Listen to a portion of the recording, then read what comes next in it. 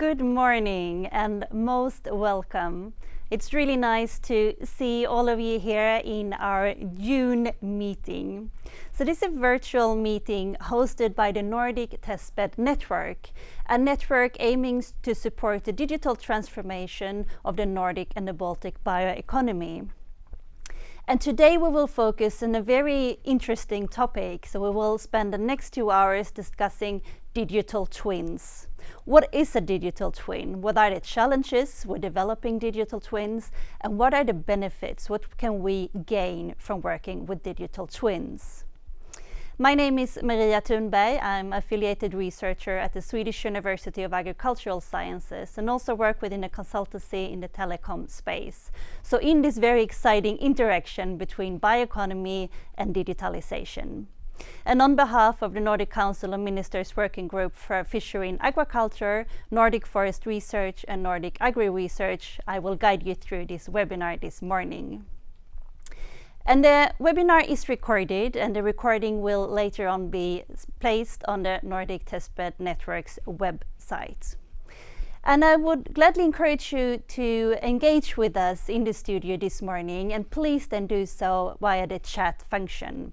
So if you have any comments or reflections or things you would like to share, please post them in the chat, which we will save for later, but also try to pick up some of your questions during the presentations this morning.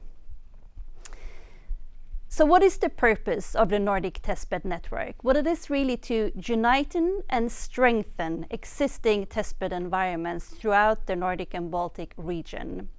And we set this vision for 2023, which is to co-create solutions for the digital bioeconomy. So that's what we're striving for. And when talking about the Nordic Testbed Network, we're working with 3 core concepts. So I will just spend a second to talk to you about what are these concepts and how do we define them. So first of all, bioeconomy, which is absolutely central to us. So when we talk about bioeconomy, we talk about agriculture, we talk about fishery, we talk about aquaculture, and we talk about forestry. And in terms of digitalization, we take kind of a broad definition saying, well, it's a process of structural change that is enabled by the development and the deployment of digital technology. And then we come to the term testbed. So we use a definition where we say, well, it is some sort of innovative environment. It could be a physical or virtual environment, but which is open for innovation and development. So a place where people can come together from the private sector, from the public sector, from academia, to together work on new digital solutions for the bioeconomy. Now, what do we have on the agenda for today? Well, I'm very happy to announce that we have a range of very exciting speakers with us this morning. So after a few welcoming notes, I will have the pleasure to introduce you to a number of new testbed members. So we have DIGIRAS, we have SINTEF ACE, AORO, and the Smart Bioeconomy Testbed that will say a few words. And I will then hand over the word to Geenen, who will talk about this very exciting European initiative, Destination Earth. After that, I will invite Richard Tiffin from Agrimetrics in the UK to tell us about their work with digital twins and what they call fields of the world. And after that, I'm pleased to introduce the panel to you. So we have Lisa Pesonen from Luke in Finland, and Maria Nordström from Nordforsk in Sweden, and Martin Holmberg representing the Research Institutes of Sweden. And I will ask them a few questions about the challenges and the benefits with digital twins. And we will then have a few concluding reflections. And I will end the meeting around 11:30 and then open up for the possibility for those of you who would like to stay on and to discuss in breakout rooms, what do you think is important for pushing the development of testbed environments in the Nordic and Baltic region? So it's completely voluntary, but we're very interested to hear your thoughts, because that will then help us to feed into the policy brief that we're working on that will be sent to the Nordic Council of Ministers later this year. So that's what we have ahead of us. So who's in this meeting? Well, we have a range of very exciting guests, I think. I just put them here on this screen because then you can later on in the recording see who is actually in the meeting. I know that we have a range of participants representing both smaller companies, larger companies, from research and academia, and also from public sector, and also from a quite number of different countries. So it's really nice to have all of you with us. And you know Swedes, I'm a Swede, and Swedes, they love to talk about the weather when they open up a meeting. So I thought I can't ask you all what's the weather where you're placed, but I did a little check on beforehand. Just where in the region are you based, the ones participating here today, and what kind of weather do you have this morning? Because where I'm based, we have a really sunny and nice June morning. And it seems most of you have at least a little bit of a summer weather. So again, a very warm welcome, and I hope you will enjoy the next couple of hours.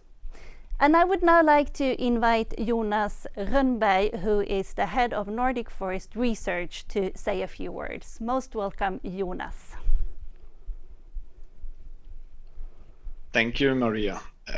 Yes, welcome all. Really nice to see you on behalf of the Joint Secretariat. We have a joint secretariat for both the Nordic Agri Research and Nordic Forest Research, but also for the blue side, the fishery and aquaculture side, where AG Fish, AG Fisk is supporting also the efforts that we're doing through this network. In general, digitalization and the digital transformation is a very important issue. And it's with some pleasure that I can inform you that we both have a long-term commitment from our collaborative units under the Nordic Council of Ministers, SNS, NKJ, and AG Fisk, as well as now also money from the recently started rather big cross-sectoral bioeconomy program. When Maria first told me that there was a wish to look into and have this seminar on the digital twins, my spontaneous reaction was, what is that? And how does that even work? And I think that we now have at least I will be very interested in hearing the rest of this day. So with these few words, welcome all. It's really nice to have you here. Thank you, Maria. Thank you so much, Jonas, and thank you so much for making this possible. And I agree with you. I'm very curious to hear about what is actually a digital twin and how does it work. So and I think and I hope we will get some good answers to that with the experts we have with us today. So thank you so much.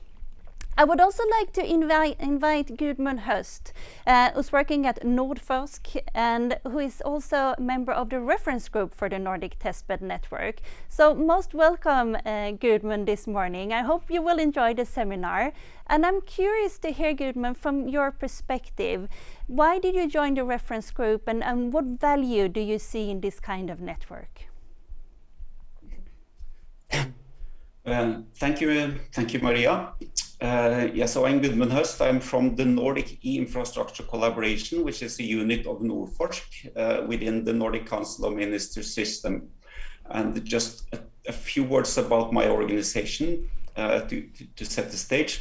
The point of departure for the Nordic E-Infrastructure Collaboration, NAIC, is that there are some serious cross-border barriers to research collaboration between the Nordic countries. And if researchers could share resources like data and big supercomputers freely across the Nordics, irrespective of national borders, then it would boost research excellence and it would also boost research collaboration in the Nordics. And this is what NAIC works on by bringing together experts from all the Nordic countries to remove these cross-border barriers. And how does the NTN look from this perspective? I see it as a form of distributed research infrastructure, a network distributed over several testbed initiatives. And one common interest of the Nordic Testbed Network is to stimulate the development of the initiatives by creating environments where these initiatives can meet to exchange experiences, adapt, modify, and co-develop. NTN itself has somewhat limited resources, and the focus points for NTN, I think, are very well chosen. And these are the human factor of testbeds, like competence development and training, networking, also career development of people working in testbeds, I think, is something that is a common challenge that NTN could work on. And meetings like this contribute to this, these goals. Some other common challenges, which you also see in the research infrastructure domain, is questions like sustainability. For example, funding. How can you get funding that allows for long-term planning of testbeds and these initiatives? So there are several common challenges that I think where you can share experiences within the network, and everybody will benefit from it. So in conclusion, NTN, I think, as far as I've seen it, it seems to have the potential to punch above its weight due to having identified an important niche and due to the usual Nordic arguments, cultural, historical, social similarities, and so on. So I joined the network to learn and also to contribute from a somewhat different but still similar context. And I look very much forward to this seminar. Thank you. Thank you so much, Gudmund, both for joining today and for joining the reference group. And it is very important to have these Nordic funding bodies closely associated to the network. I also know we have, for example, Nordic Innovation attending the seminar here today, because funding and sustainability, as you mentioned, I know is one of the key questions and things that our testbed members are working on. So thank you so much. Hope you will enjoy the day. And talking about our network members, I would just like to encourage you to enter our website to see, because we have a range of really exciting members there. And logging into the webpage, you can have a quick read and then a link joining, catching up on more information on each of our members. And I would like now to invite some of our members to say a few words, some of our newcomers. And I would firstly like to invite Denny from DIGIRAS. Good morning, Denny. Good morning, Maria. Most welcome. What is DIGIRAS and what is it that you do? Yes, can you see me? Just I'm having a lag bit. Yes, we can see you. Yeah, perfect. Yeah, so just to introduce myself briefly, my name is Dani Ribicic and I'm a research scientist at SINTEF Ocean, Department of Aquaculture, and we are based in Trondheim, Norway. And for this Nordic Testbed virtual event, I would like to introduce briefly to you the project-based testbed, which is called DIGIRAS. And DIGIRAS is essentially a showcase of our competences and research aptitude towards the land-based aquaculture. DIGIRAS is basically a cross-European collaboration between 5 different countries, tackling on digitalization and real-time parameterization of biological and chemical processes in recirculating aquaculture systems, which are called RAS, and therefore the project DIGIRAS. And the project is supported by the JPI Oceans Blue Bio Co-Fund with the duration of 3 years. So it's kind of a short-living testbed, but showcases our competences, as said. And in a nutshell, we develop novel approaches and technologies in regard to real-time monitoring of microbiological and chemical water quality in RAS. As well, we are developing novel approaches for mitigation and harmful or unwanted substances in the system. And the overall goal of the project is to improve the fish health and welfare in land-based circulating aquaculture systems by developing and providing early warning and mitigation tools and approaches. But if you want to know more about DIGIRAS, you can visit our website at digiras.org, and you can find their contact information and contact us if you need any further information on that. Well, thank you so much, Denny. Thank you for joining us, and thank you for joining the network. So now we learned that we can find more on your website, digiras.org. You're based in Norway, and we also learned now the Digi and the RAS, what it stands for. Thank Correct. you so much. I would like to invite yet another Norwegian testbed to the network, and Finn Olav representing SINTEF ACE. Good morning, Finn Olav. Morning, Maria, and thank you. Yes, I'd like to introduce SINTEF ACE. My name is Finn Olav Bjørnson. I have a background in software engineering from the Norwegian University of Science and Technology, and I'm working in SINTEF Ocean, same as Deni, where one of our laboratories is this so-called ACE, or aquaculture engineering. One of the background for this laboratory is that we have research concessions to raise fish in order to do research that's focused mainly on technology, where other research institutes are focusing on the biological parts. Our focus is on the technology and the interaction between biology and technology. So what these research concessions do is that they allow us access to 4 sites chosen with different environmental condition and different size of fish.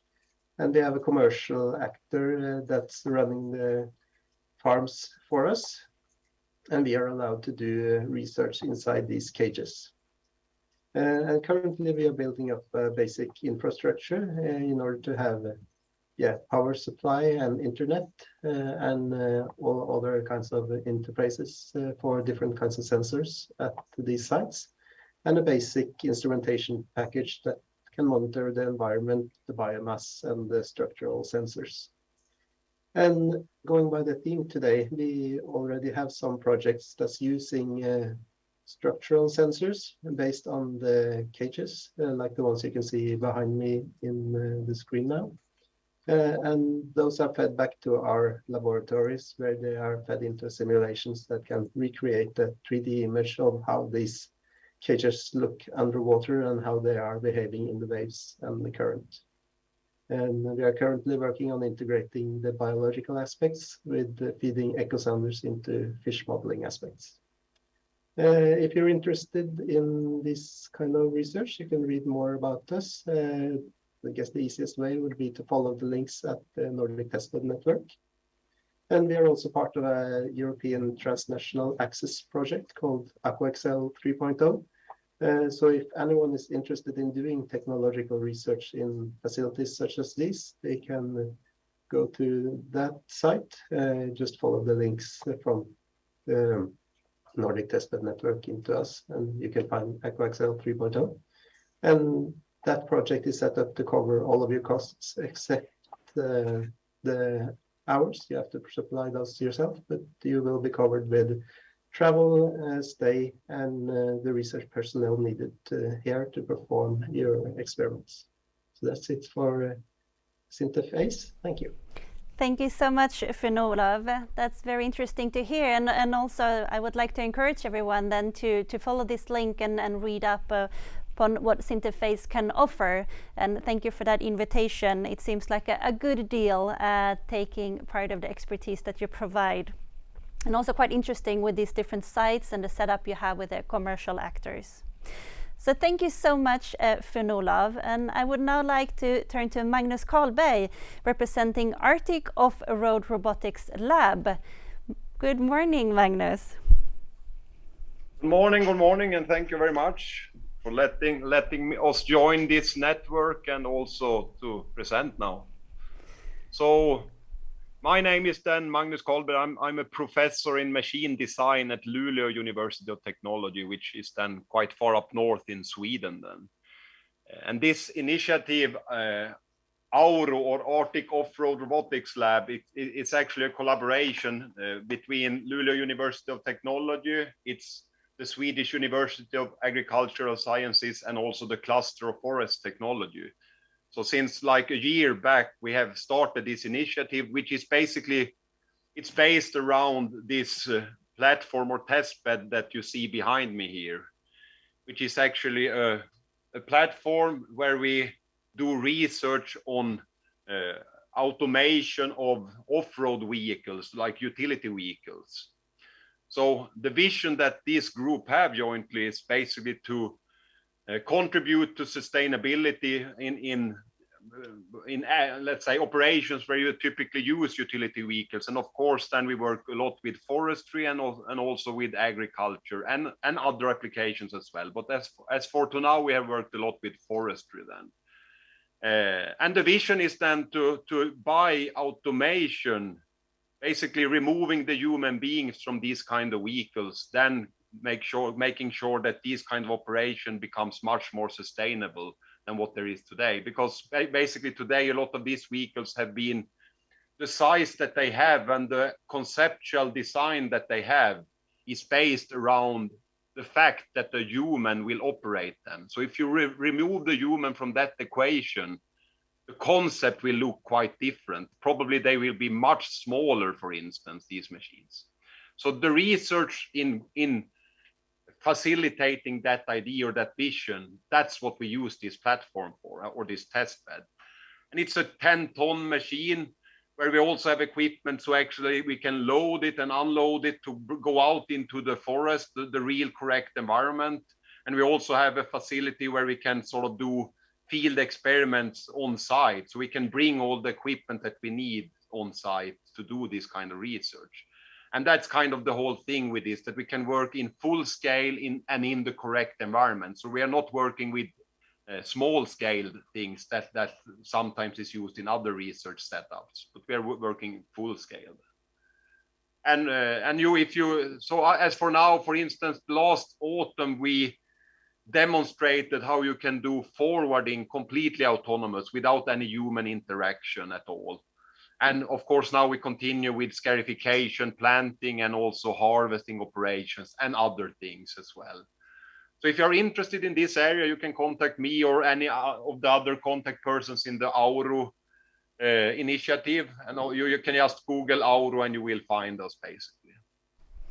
Well, thank you. Thank you so much, Magnus. Very interesting to hear about up north in Sweden, this full-scale testing in the correct environment. And I know we also have other test beds. I'm thinking, for example, of Ouluson, based in Finland, also working with large autonomous machinery. So maybe there's some interesting connection that can be made, if not already. But thank you so much. Please Google AORO to read up more on that. So that was 3 of our new testbed members. And now I have a video greeting from Hannu and Minna from the Smart Bioeconomy Testbed.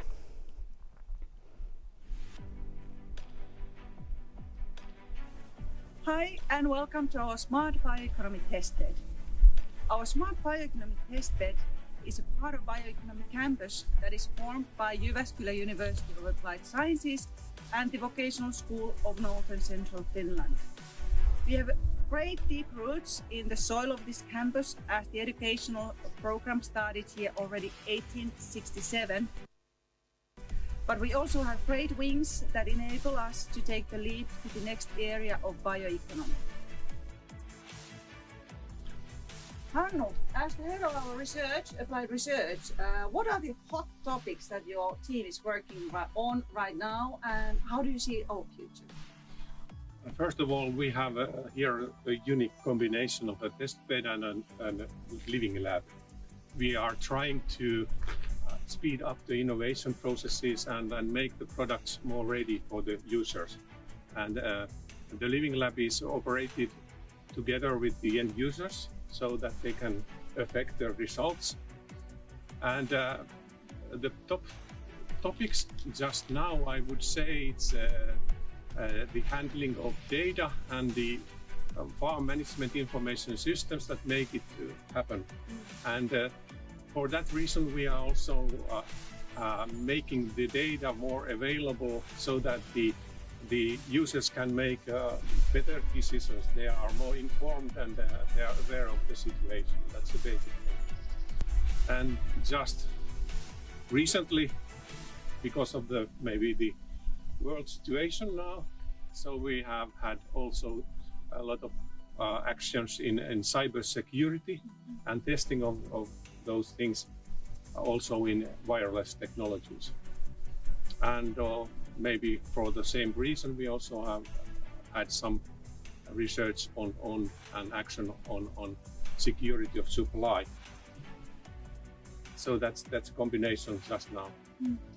We are working on in a very close relationship with different companies and research institutions. And all of these topics, and as the open access is one of the key terms of all our operations here, we are really honored and privileged to be a member of the Nordic Testbed Network, and we hope to see you all also over here very soon. You're most welcome. So that was a greeting from Finland, and they said that you are almost welcome. So please do get in touch with Hannu and Minna as well. So just very quickly, it's free of charge to join the network. So please get in touch if you're working or associated with any testbeds in the Nordic or Baltic region, and we will have a conversation and see how we can include you in the network. I would now like to hand over the word to our first keynote lecturers. I'm very happy to say that we have Thomas Geenen with us, Technology Partnership Lead for Destination Earth. So Thomas, I'm really looking forward to hear you explain a little bit of what is a digital twin and what is it that you're working with at Destination Earth. Most welcome, Thomas. Thank you. Yes, I will also say a few words about digital twins in general. I didn't really prepare any slides for that, but I will just say a few words. So if you can present the slide deck, that would be great, then I can talk through it. Right, so digital twin, Destination Earth is an European project where we're going to build this digital twins of the Earth. So digital twin originates from the manufacturing community, where it was heavily used in the product lifecycle management context. And it's basically a concept where you have an artifact, normally a physical artifact, but can also be a digital artifact. And you have a digital representative of that artifact that you can simulate, but that you can also exchange data with. And on top of that, for digital twin, it's really important that you are able to ask questions to it. So in the context of the Earth, normally in a PLM context, you would have digital twins for the whole production lifecycle management. So from the design phase, on the production phase, the operational phase, but also when you recycle it, for instance. In this case, of course, the Earth is in an operational mode, so we don't have any digital twins of any of these other phases. But we do have all the characteristics of a digital twin for the Earth in terms of a physical simulated model, and also a tight integration of the data that we collect from the Earth with the simulated model. That allows us to do continuous simulation observation of our physical asset, in this case, the Earth. We can do performance modeling and prediction of the Earth. And we provide a technical user interface for people to interact with the Earth, to understand what the implications are of certain actions that you are taking. And that is basically to support both scientific theory, but also to adapt to certain scenarios. So you can do scenario testing. So what if I do this? What will be the consequences? And so on. Next slide, please. So ECMWF has been doing numerical weather prediction for a very long time. And we are in a very good position to build a digital twin of the Earth. The reason for that is that we are collecting already a lot of sensor information from the Earth, from space, from the ocean, from land, from airplanes, and so on. So we have a very good understanding of the Earth in terms of the data that it generates. Next slide, please. And on top of that, we have a very sophisticated Earth system model where we couple atmosphere, ocean, land, the impact of the sun, the impact of clouds, and so on. So we have a very good both a simulation model and very good data collection model. And if you boil these two together, in the next slide, please, you will see that we have that end-to-end flow already implemented, where we have the observations and the simulation models. That together gives us an information system. And the thing that we're going to build on top of that one is the technical interface to the user, to allow people to interact with it and to ask it questions and to test hypotheses. So if you go to the next slide, please. This is an example, for instance, where we had a heat wave in 2010 in Russia, where from a climate model we already predicted that certain temperature would rise in certain parts of Europe. We could simulate that would lead to a heat wave and drought. We could couple that with models about vegetation to predict that there will be stress on vegetation. That will then lead to crop failures, to impact on wheat prices.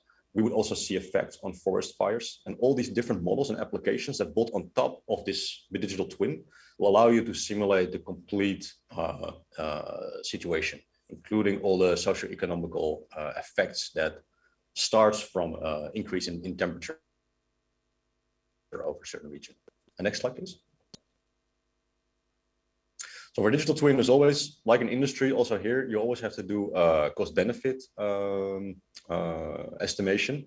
So in this case, the costs are clear, both monetary. So it's going to the adaptation to climate change is going to be very expensive. So if you, for instance, put it in the context to COVID, it's going to be much more expensive and it's going to stretch out over a much larger period, hopefully, than we'll see with COVID. So the economical reasoning and the benefit, the economical benefit of having such an information system is obvious, but also in terms of human life, as you can see from extreme events, there's a lot of loss of human life, and hopefully by introducing these digital twins and being able to assess the effect of certain extreme events, we can adjust to it better and prevent certain effects when they manifestate themselves. Next slide, please. So here there's two interesting quotes that I would like to share with you in the context of digital twins, because digital twins are always like, okay, we're going to make bigger models and everything is going to be better. We're going to do very sophisticated simulations. Yes, in the next slide I will show you that we're going to need that, but it's not only about that, right? It's also about making simulations more interpretable, making them less black box, right? So you don't, currently a lot of scientific models are very difficult to interpret and difficult to run for non-scientists. And we really, with Destination Earth, we want to bridge the gap between complicated numerical simulations running on large computational infrastructures, making them available for decision makers, for policy makers, for scientists, but also for the public. Next to that, of course, these very sophisticated models will produce an immense amount of data. And as an example, for instance, here we had an experiment that we run some time ago on one of the biggest Japanese supercomputers, and we could run the model pretty quickly, very efficiently. But the amount of data that it produced took us months to process. So also there for digital twins, you have to make sure that the information that comes out of the digital twin is immediately ready for consumption, and you don't have to wait for months and do all kind of complicated post-processing to make that information available. So it's really not about only the sophistication of the models, but also about how you can interact with them and how you can get information quickly. Next slide, please. So why do we need high resolution? So this is an example of the weather. On the top part, you see a high resolution model. On the lower part, you see a low resolution model. So you can already see that currently in the resolution jump that we're foreseeing for Destination Earth, going from more than 10-kilometer resolution to a few kilometer resolution, you start to resolve very critical components in the atmosphere that will allow you to do much better, much more precise predictions. Next slide, please. Unfortunately, it comes with a tremendous computational cost. So if you can see here on the horizontal axis, we predicted roughly how we hope that computers will become faster over time. On the vertical axis, you see the resolution, and you can see that where we are right now, we can probably compute at the kilometer scale. So what the picture I just showed you is something that's more or less realistic for us. But we want to go to high resolutions even, right? So we want to go to maybe 100-meter scale, maybe to 1-meter scale. And if you have that ambition, if you extrapolate that in the computational cost, you will see that you have to go like 1 billion times faster with a computer than nowadays. So that's not really possible. Even now that you have exascale machines, the zettascale machines are already on the horizon, but they're only 1,000 times faster, right? So we have to do something more. Next slide, please. So can we do that? Can we cut any corners? Can we make the simulations run faster, even though we know we cannot really do brute force calculation? Of course, machine learning, artificial intelligence is very promising in that area. What we do see, however, is that even though these methods have evolved a lot and they incorporate much more physics, as you can see on the right bottom corner, we still see that you really need to have the physical model, the physics-based model, to do real extrapolations. Machine learning is very good at interpolating, so interpreting a state that happened in the past and say, oh, I can see it happening again, so therefore I can predict that this thing that happened in the past will again happen in the future. But for climate change, we have to predict things that never happened in the past. So it's much more difficult for machine learning and artificial intelligence to come up with good predictions of the future. However, next slide, please. What we do expect is that we can simulate, maybe at a somewhat coarser resolution, the trajectory in time of how the Earth will evolve. And then from snapshots in time, we can do a high resolution, much more detailed simulation in a very short time window around those checkpoints. And that will allow us to capture that resolution that we just mentioned without being able to still also on a physics base do the long-term trajectory. And that's a very interesting concept that we're currently looking into. Next slide, please.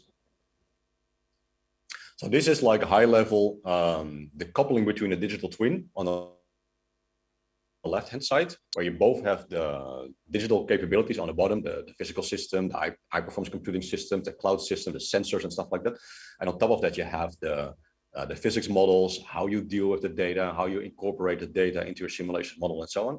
And on the right-hand side, you have what we call applications, where you have your socio-economical effects that you also want to simulate, as the example I gave with this Russian drought, for instance, and how that couples to the digital twins. So even a digital twin itself is not a complete system that gives you all the information, but you're going to build applications on top of that. And that's also what we really invite the community to come up with, these applications, these models on the right-hand side, which will be very specific for your specific case,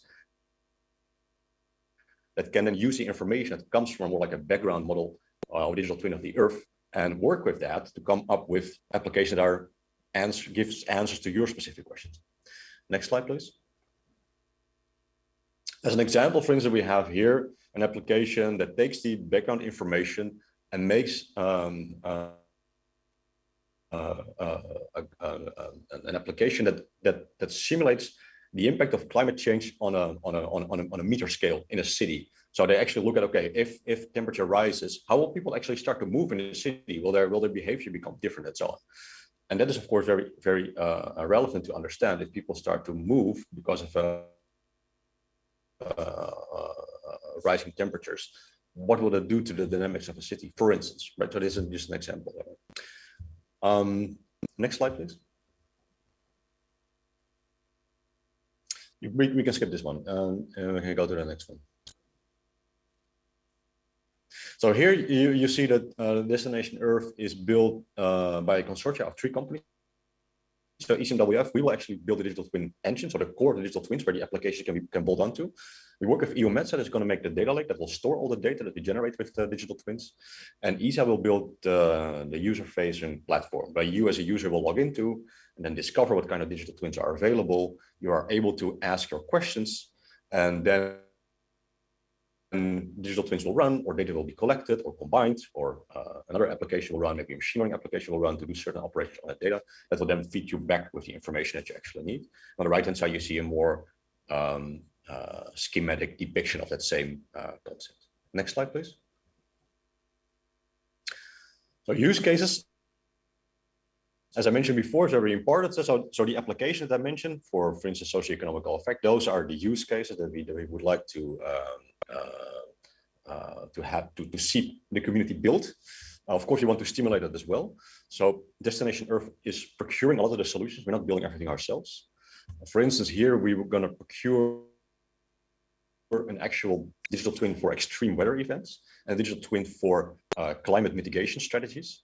And these themselves will have these use cases inside of those projects. And next to that, we're also going to do procurement of pure use cases, where you can come to our environment and saying, oh, you have a climate digital twin, great.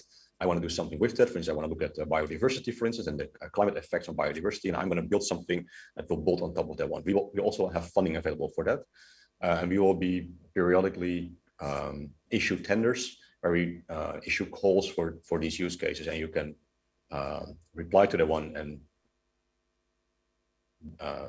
bid for funding. And I think that was my last slide. Can you check the next slide? Yes, that was my last slide.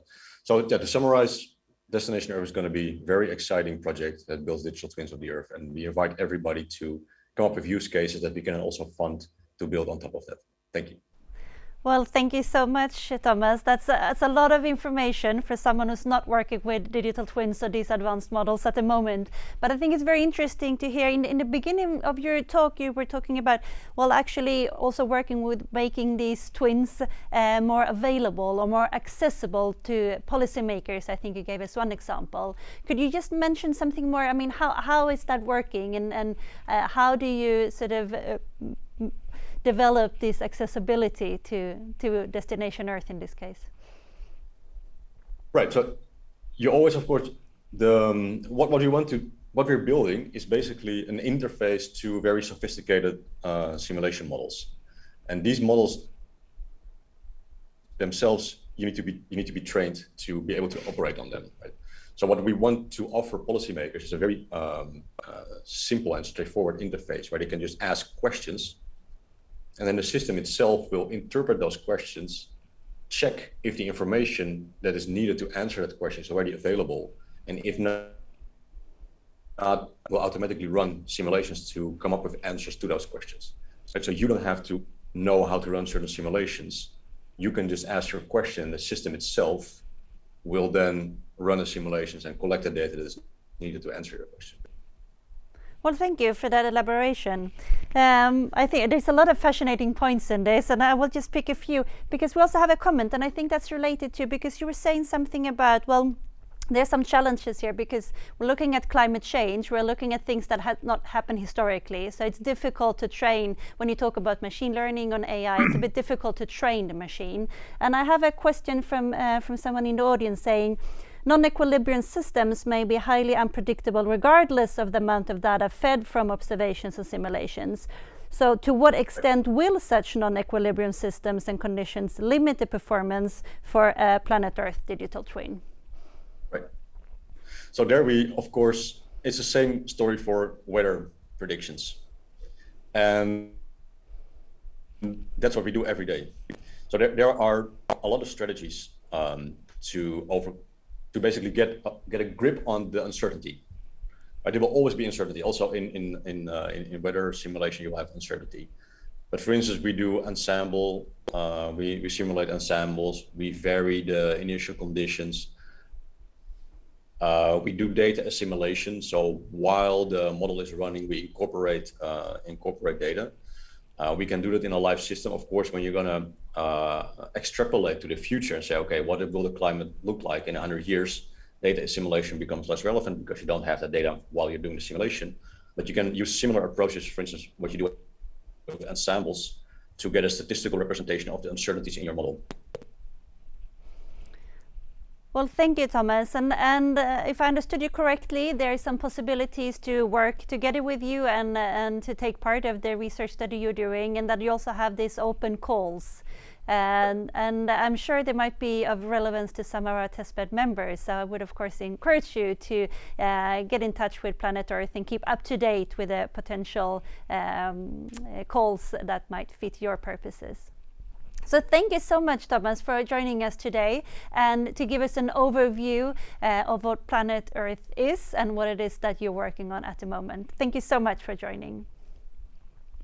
And I will now just thank you. Click through a few slides, because Thomas, you also provided a few extra slides in case there were questions. So I will just quickly click through those, but if you want to come back and look at the recording, you can then have a closer look at those.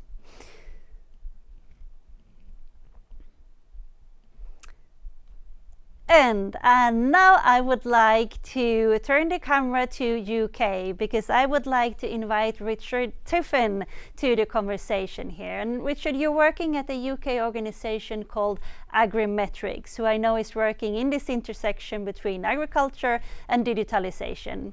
So we're very happy that you would like to join us here today. And then you're a Chief Scientist Officer at Agrimetrics, but you're also Professor of Applied Economics at the University of Reading in UK. So most welcome, Richard, and tell us all about what is Fields of the World. Thank you very much for the invitation, and it's lovely to be here virtually. The weather here is not sunny. It's in Wales. It's as usual. It's a little grey and a little wet. May I have the first slide, please?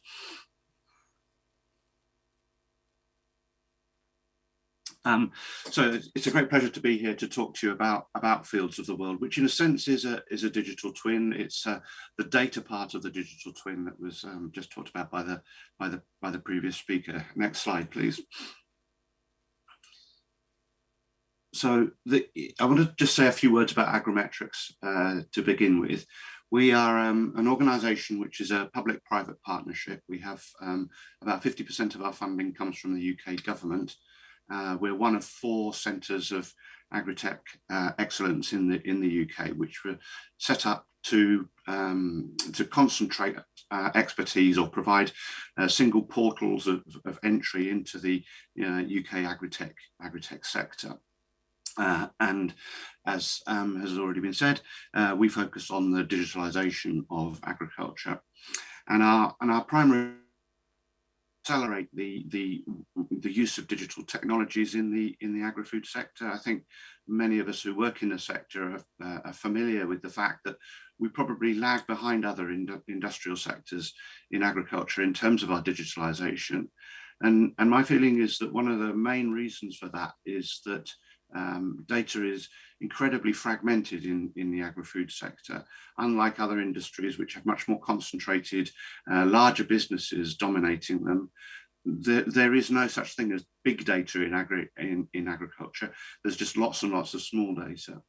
So the challenge for our sector in moving to take advantage of technologies like AI and machine learning is to assemble the data that provides the raw material for those technologies. And our route to doing that is to establish a data marketplace.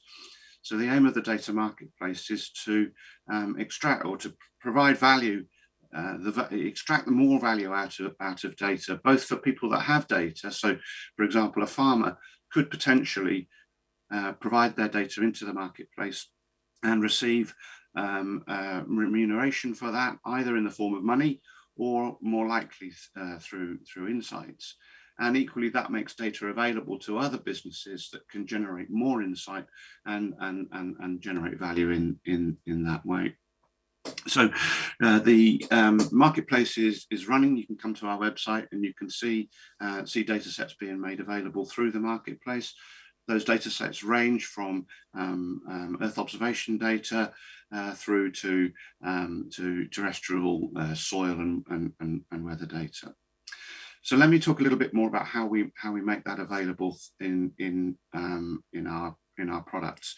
So next slide, please. So our Fields of the World product grew out of an earlier product which we created, which we call Field Explorer. Now Field Explorer exists just for the UK.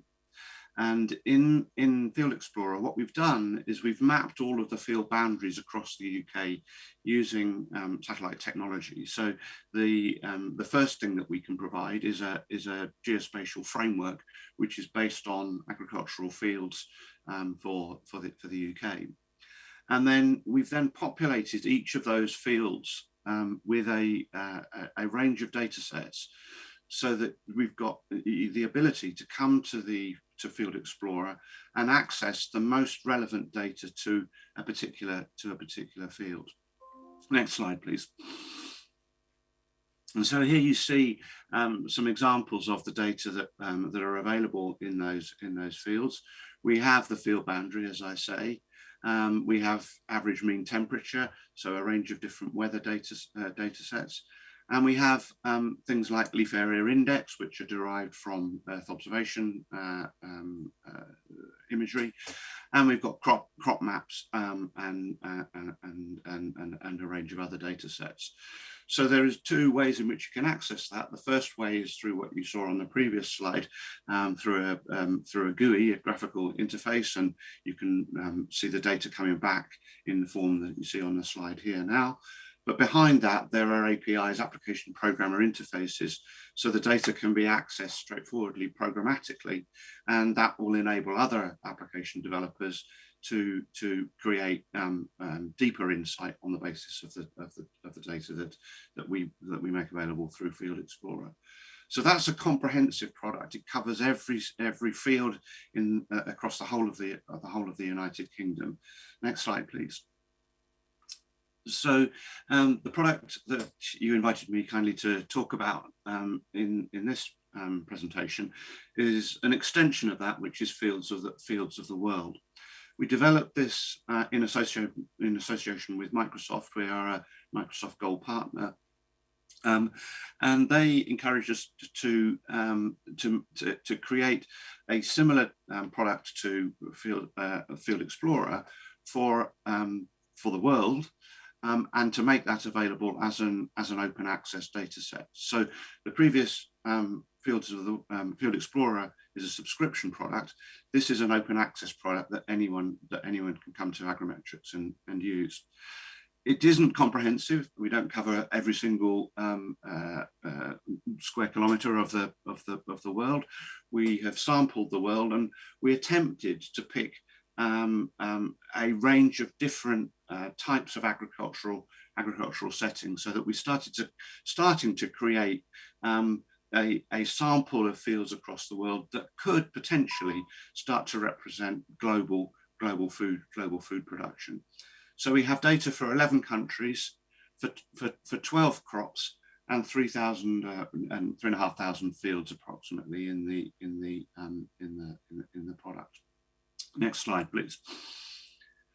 So as with Field Explorer, we added we started with field boundaries. So some countries make field boundaries available as an open data set. We drew on those where we could. Other countries don't do that, UK being one of those. And so we used a mixture of AI and human eye to draw those field boundaries in those locations.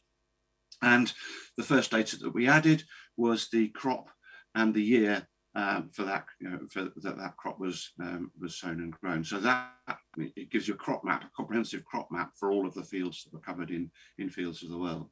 Next slide, please. We've added soil texture. The soil texture comes from a Wageningen-based organisation called ISRIC, Soil Grids, which is an inferred soil map. So the way in which Soil Grids works is that they take samples of soil across physical samples of soil, and then they use a range of sophisticated modelling techniques to interpolate what the soil type is in individual fields. And so we've given a summary of the Soil Grids data for all of the fields that are in our data set. They give the sand, silt, or clay percentages for the topsoil and the subsoil in those two layers. Next slide, please. We've added the weather, and previous speaker will be pleased to hear that we use DCMWF data as the basis for our weather prediction. So there's historic weather, daily temperature, rain, insolation, relative humidity, and wind, and we also offer forecasts for those fields as well in the data sets. Next slide, please. And then we've then added a range of data that have come from Earth observation data. So the first parameter that we provide from Earth observation data is NDVI. So that gives an indication of the greenness of the crop. It's a very simple measure of crop health and the stage of growth of the the crop, and you can see on the bottom left there an indication of how that maps crop growth through the growing season. You can see it growing and the crop becoming a dense green canopy around this time of year, and then as it senesces and moves towards harvest, you can see it dropping off at the end of the growing season. And that's based on Sentinel data. And so roughly every 6 days we get a new image and are able to update that imagery. Next slide, please. And the other piece of satellite information we've added is radar data, so synthetic aperture radar data, again from Sentinel. And for what this does is it's cloud penetrating. So the previous measure, the NDVI, if there's cloud cover, you don't get a measure of NDVI.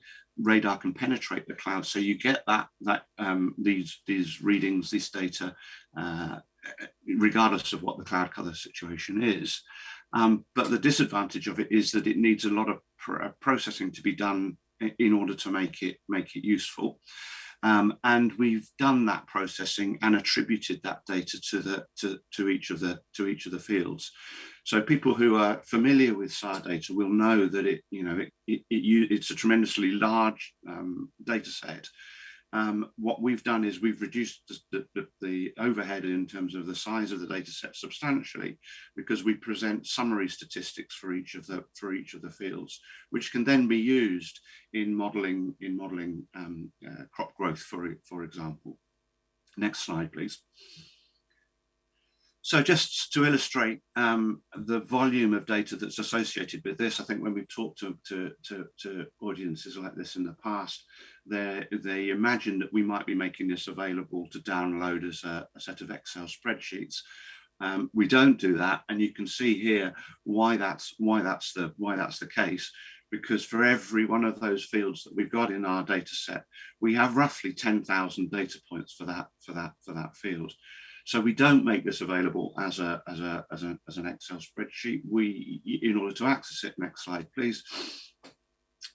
You have to be able to access our API.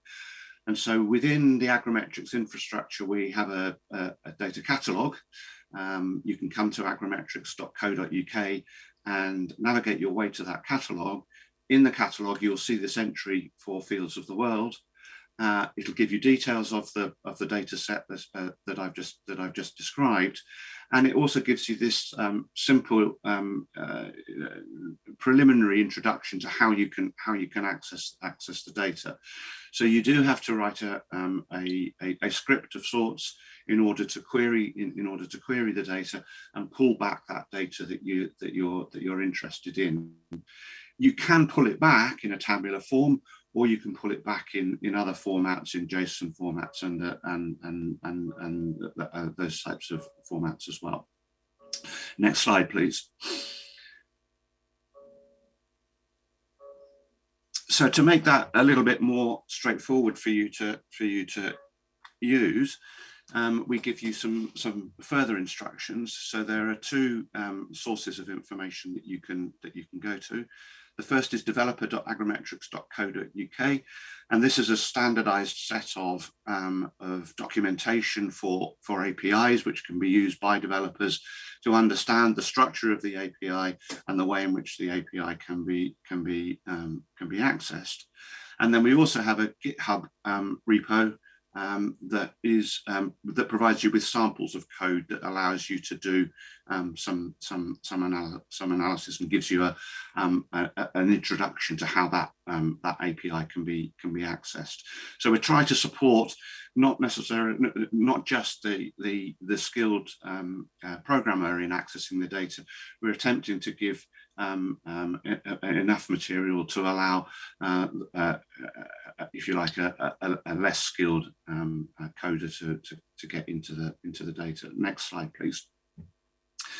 So just as an illustration, one of the things that you can do using some of the code that is in that GitHub repo is to start with a crop growth model.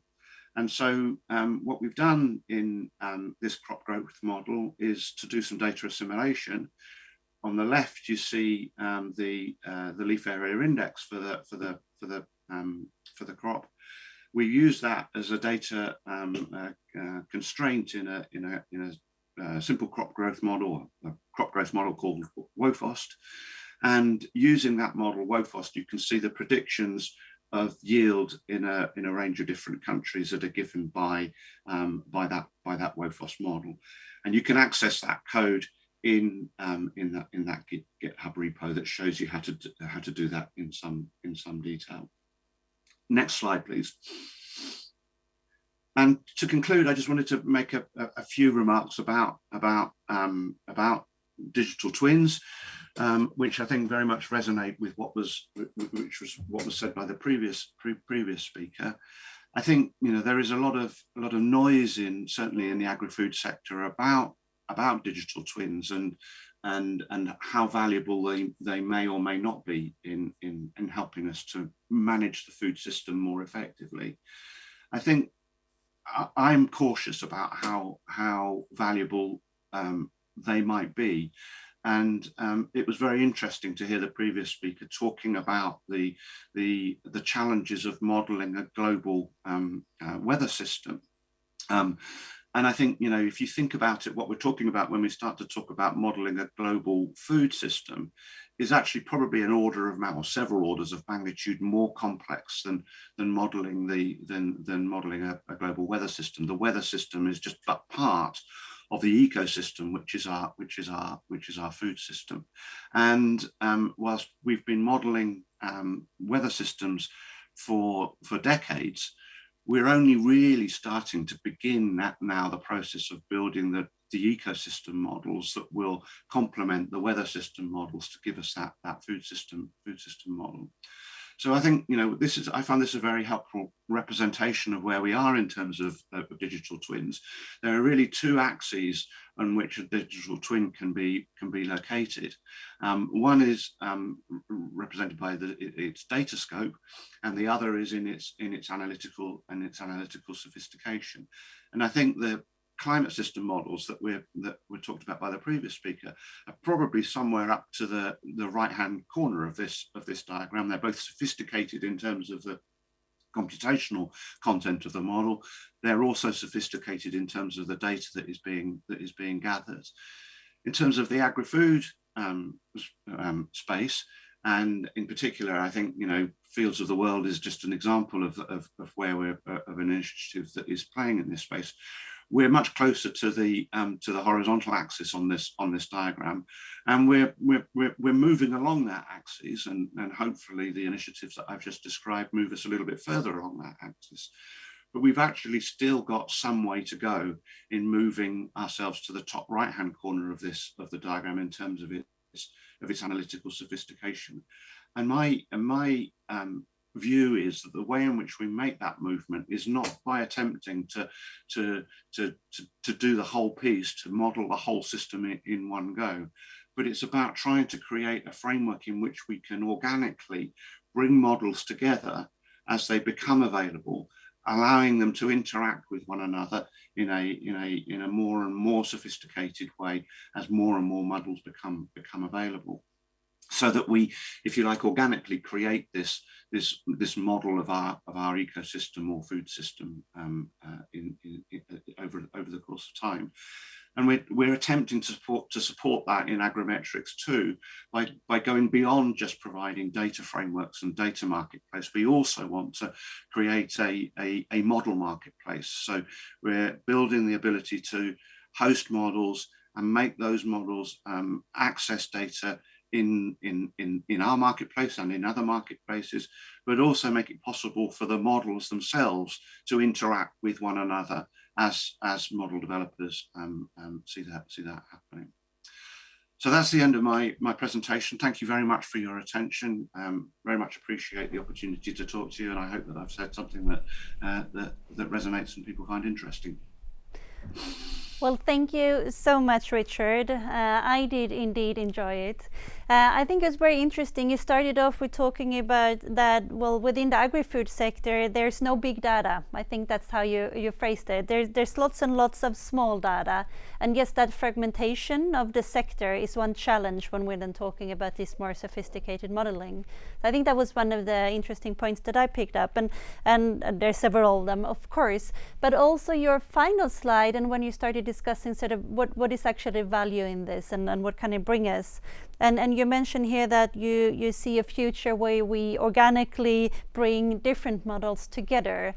And do you see, I mean, now we are within the setting of the Nordic Testbed Network, trying to bring different testbeds and really skilled peoples within the digital solutions for the bioeconomy together.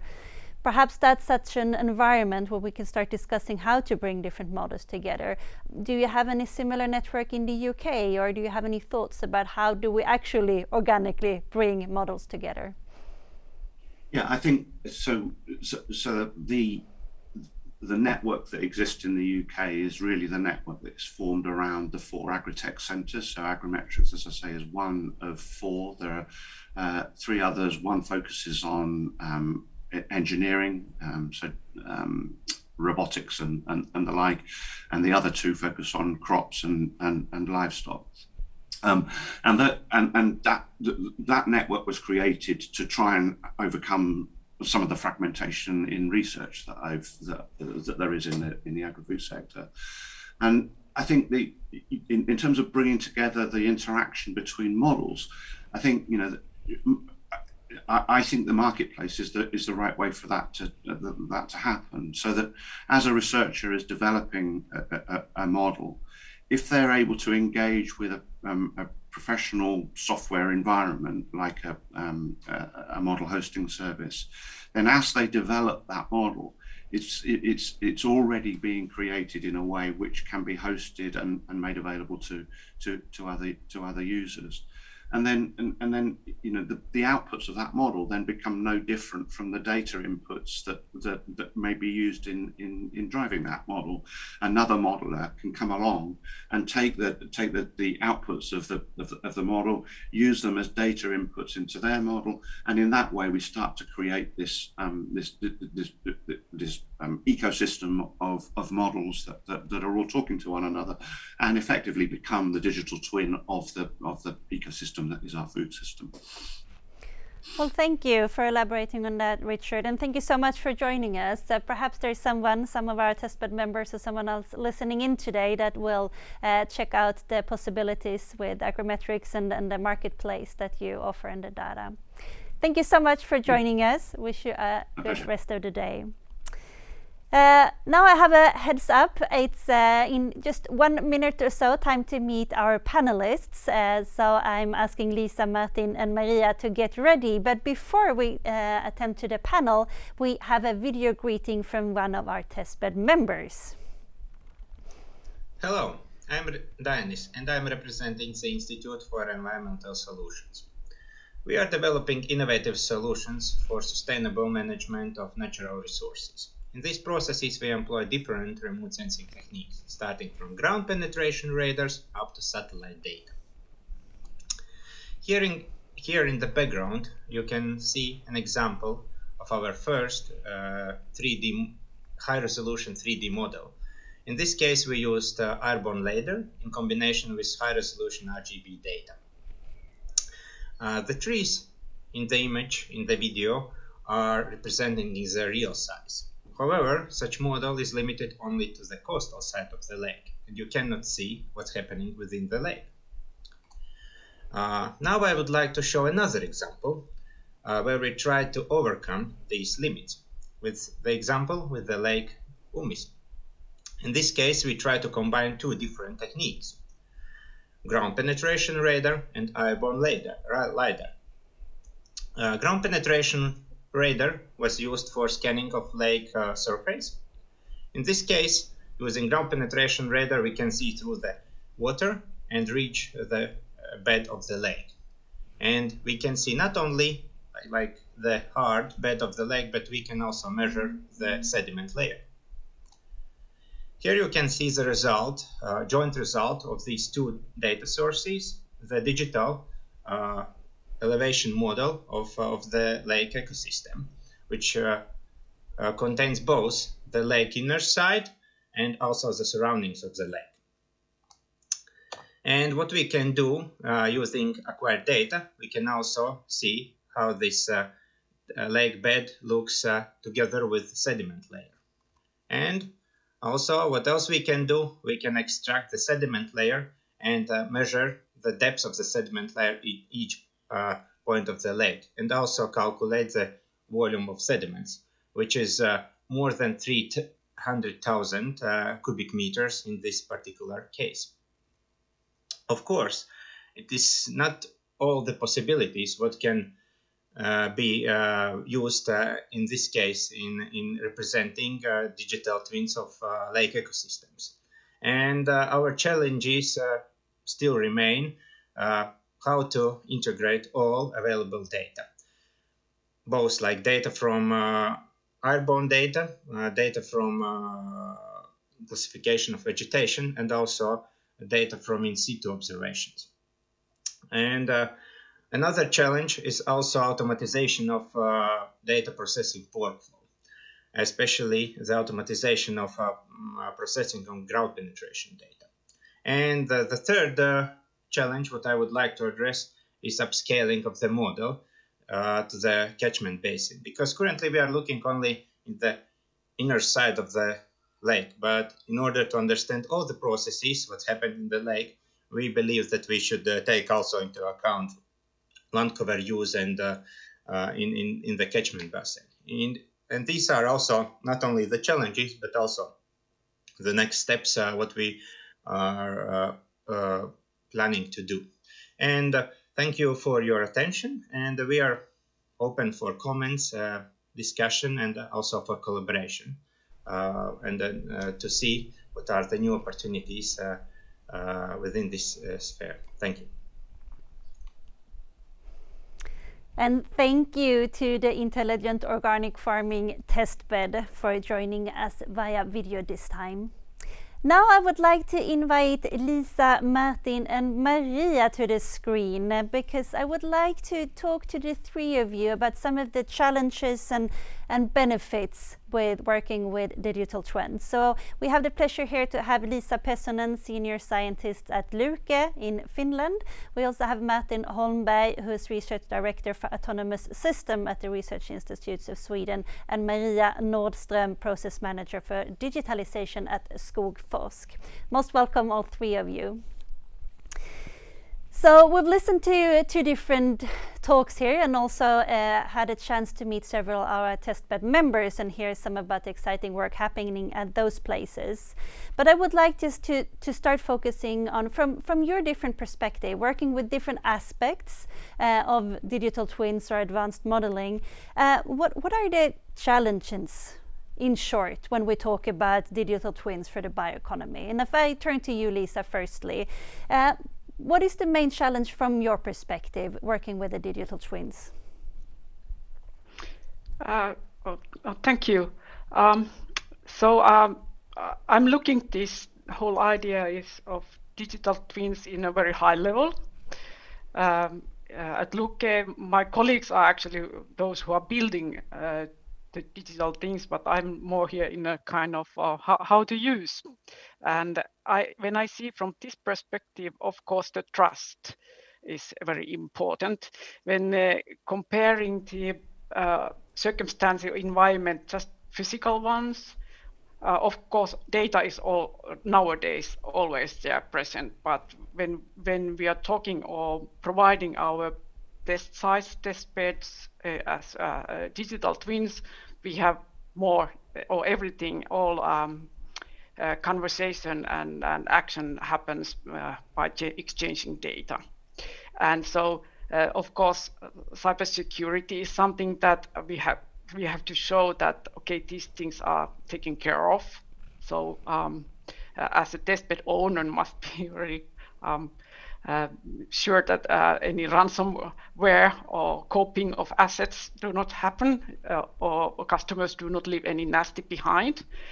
But perhaps one big issue to build trust is that how well this digital twin represents the physical one, so that it is really useful and worth of money for the customers or research partners. And also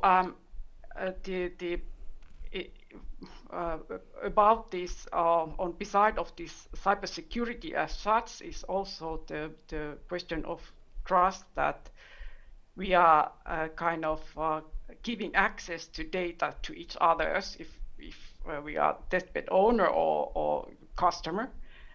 So it's important that there's a certain agreed rules and set rules and agreements how we deal with data, so that it is not leaked to anyone or shared to any third parties without consent. Sometimes maybe that is the purpose, that you share it with third parties to have more collaboration, or there can be many customers working together at the same time. But there must be clear rules on that, and also methodologies how you are sure that the identity is real, that the customers are who they are claiming to be. But it's a good point in this is that this European data strategy is giving a good backup for this by introducing these data spaces concept and also technologies for that. Well, thank you. Trusted data sharing. Yeah, thank you, Lisa, for bringing that up. Of course, data is in the center when we talk about digital twins, and you're connecting back here to what I think Richard was alluding to as well, that we have many different data providers, and then trust and security becomes very important questions. Thank you. I mean, Maria, if I turn to you, from your perspective, are there any other challenges that you think are important to raise or lift and indeed address? Yeah, sure. Thank you. Just adding to what Lisa said about the data, access to data. Of course, if we have access to large amounts of data, we need other types of competences than what we had previously. I mean, at Skogforsk, our main competence is deep knowledge about the forest sector, of course, and that is still very much needed to construct very reliable and relevant test beds, but we also need the ability to handle such large amount of data and process data, as we heard previous speakers talk about as well. And that is, of course, a challenge for us to attract the best talents on the IT, from the IT sector, because they have other opportunities as well these days to work. So that is one challenge for us, to kind of broaden our expertise and build collaborations or partnerships or other types of solutions if we cannot get the right people to the research institute. So that is one challenge. And adding to that, of course, also having this more long-term perspective on the test beds, to have upfront financing to be able to establish a certain test bed, but also, of course, to have that test bed in a more long-term perspective. Then you need continuous financing for several years, perhaps, to kind of update and have it running. And that also takes quite a lot of resources, which is a large difference if you have more shorter projects and then you finish the project and then you kind of just put it in an archive. But if we want the test beds to live in more long term, we also need long-term financing of the test beds. Well, thank you, Maria. You raised two, I think, very important points here. Both the competence point is where you started off talking about that the bioeconomy need to attract these IT talents that indeed, I guess, perhaps we're competing with Google, Spotify, and some other companies that students might find exciting. And then also you talked about the finance aspect, and I know this is something that our testbed members have been discussing a lot, how to sort of get and secure this long-term funding, as you mentioned here as well. Hopefully that's something we can continue discussing also later on in the smaller groups as perhaps a part of the feedback and communication back to the policymakers. But I want to turn to you as well, Martin. From your perspective, are there any additional challenges when working with digital twins for the bioeconomy that you see?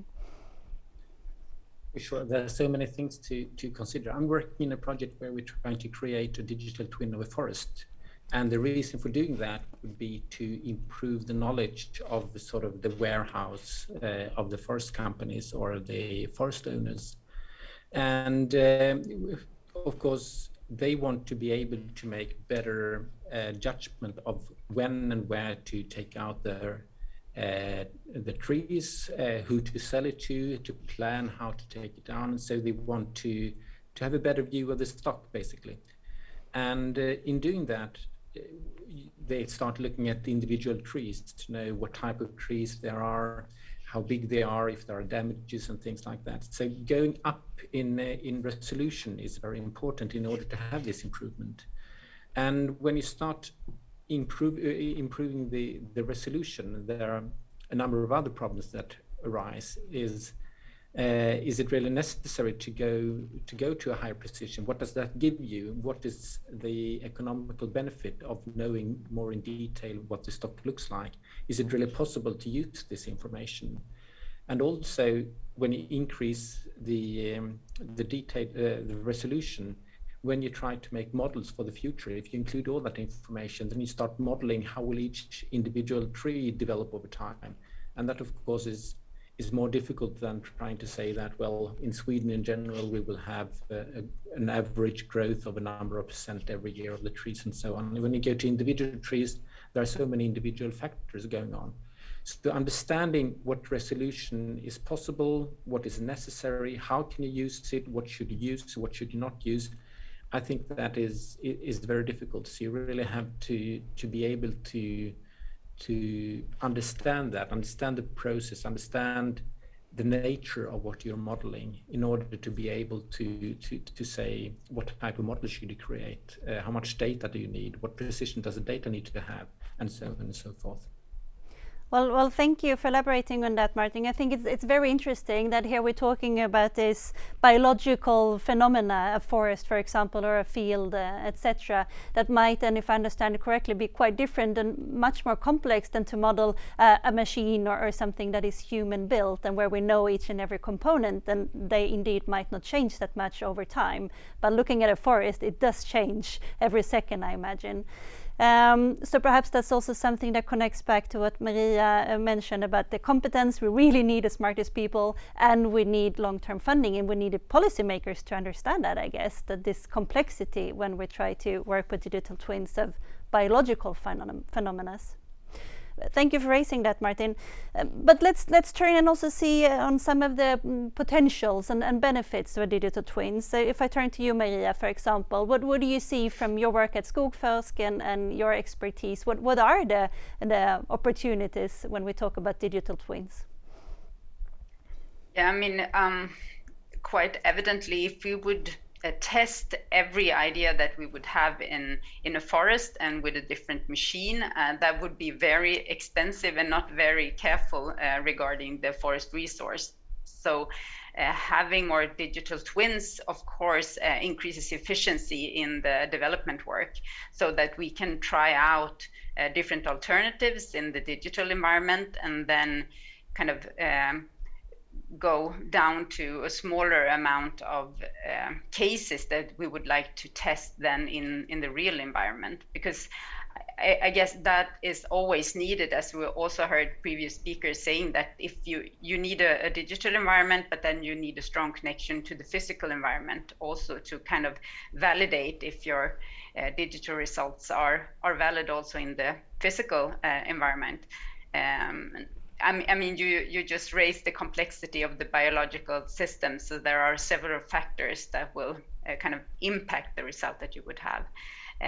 So I would say increasing efficiency in the development work is one very important benefit of having these more simulation-based or model-based environments where you can test different types of ideas and concepts before you try them in practice.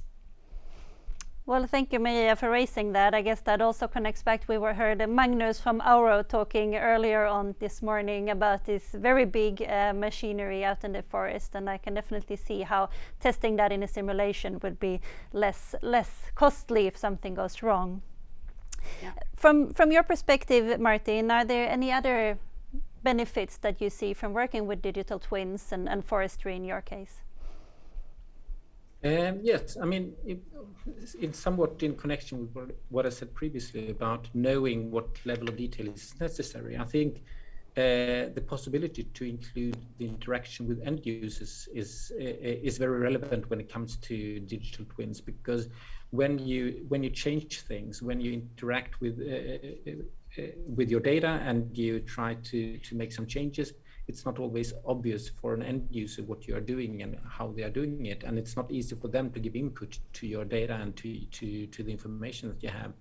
With a digital twin where you represent the whole aspect of a forest or a field or whatever you're working with, then it's easier for creating a bridge between researchers working with data, working with sensors, working with the information, and end users that have their needs. They have their home soil when they work in the digital twin as it is, and also for the researchers, they can have the digital twin as their home because that's their data. So I think that's a very good thing about the digital twin, to create this possibility to interact and learn what is necessary, what information is useful, how much resolution do we need, what can we use the data for, is there more information available that we didn't think we had that could actually be used, we can do new things. So I think this interaction and these discussions that you can have with a digital twin is very, very good. Well, thank you, Martin. Raising here the potential end user involvement, or the increased end user involvement working with the digital twins, learning from the end user, both in terms of perhaps of the needs from the end user, then and also additional data sets that could be available. I know this is something also that we have focused upon earlier within the network. How do we actually involve the end user? And then perhaps then, as you raise here, the digital twin is one such tool. Thank you so much.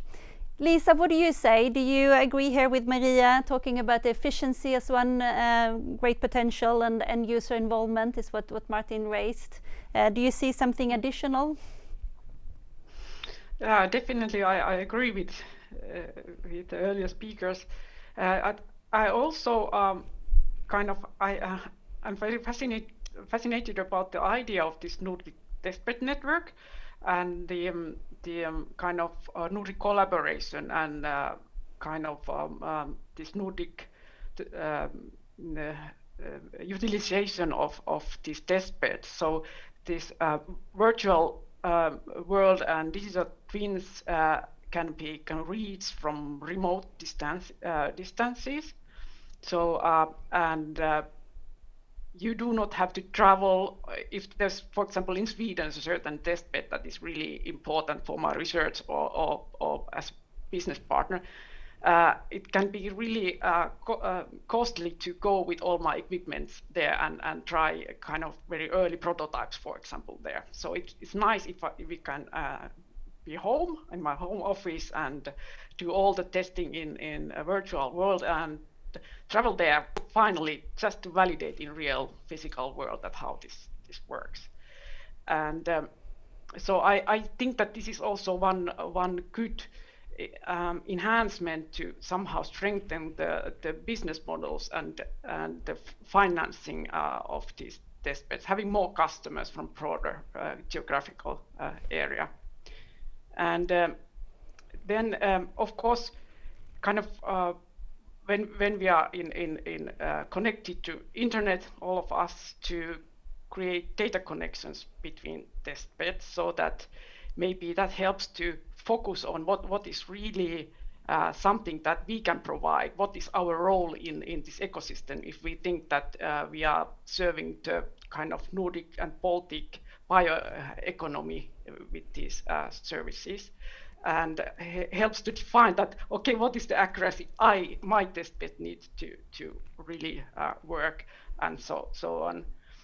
And so there could be kind of, from a customer point of view, one thing is that we can learn from each other and build either similar test sites so that we can test simultaneously in different geographical conditions our research or our prototypes or products, or then we can complement each other, that some test beds are concentrated on more earlier technology readiness level and kind of prototype testing, and the others are then for kind of wider or demonstrative testing and opening more for wider audience also the results.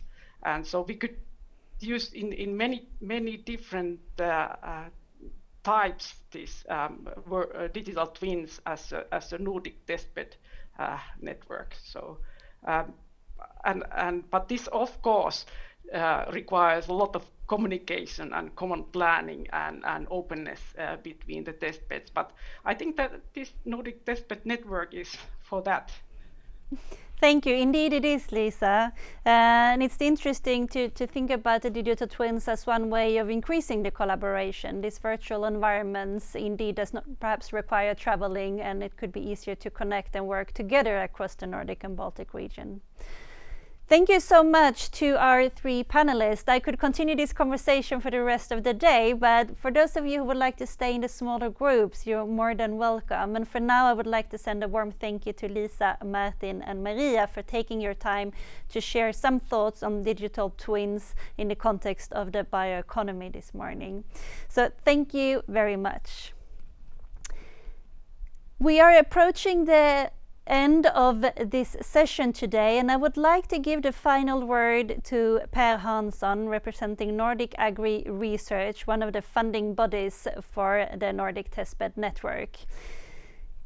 Per, what do you take with you from the 1.5 hours of digital twins so far?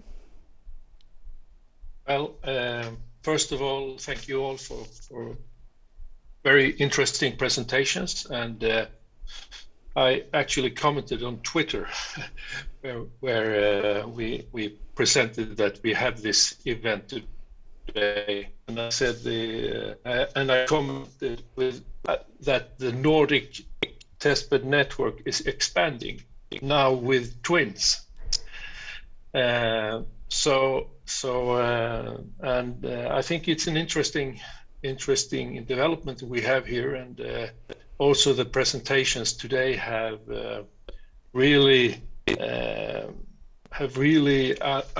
underpinned the importance of how we make digitalization and automation possible to implement in the real life, and addressing real problems and taking care of the possibilities that are in this technology.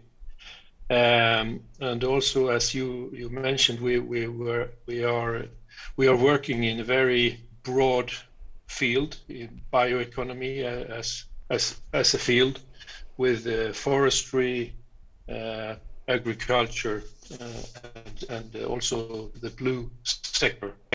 And it is really, and as that's also a reflection from the presentations, that this is really challenging, but it's this discussion we have among the members, and also in this presentations that we have had now, I think is very, very important to continue, and through that help each other to define in what ways we need to develop both the cooperation in between, but also what we address in like this policy brief that we are working with. So thank you so much, everybody. It's been a very interesting presentation. Thank you. Well, thank you for those concluding remarks, Per, and indeed we expanded with the twins today. And I think also you touched upon something important, and that we would kindly ask anyone interested, and that is of course to spread the word about the Nordic Testbed Network. We are most interested to get in contact with anyone working in this space. So thank you so much, Per. And a warm thank you to all participants this morning. So I also just like to mention that both some of our new testbed members, but indeed Agrimetrics and Planet Earth, Destination Earth, sorry, they all reached out and said that there are different calls and possibilities to collaborate. So please follow up on that if you're interested. And for those of you who are interested, you will very soon be most welcome to join a breakout room to discuss more in detail what is needed to support testbed development. And these discussions are one part of bringing in input to the policy brief to the Nordic Council of Ministers that we're working on. And there are different issues and questions that have previously been raised by our testbed members, access to long-term funding being one such example. So these are the things that you're most welcome to stay on and discuss in a very informal manner. And I will guide you who are interested and would like to stay to that in a second. And for those of you who have other things on your agenda, a warm thank you for attending this morning, and please do keep up to date. We will arrange yet another gathering this autumn, so keep up to date with what's happening in the Nordic Testbed Network. And I wish you a nice summer.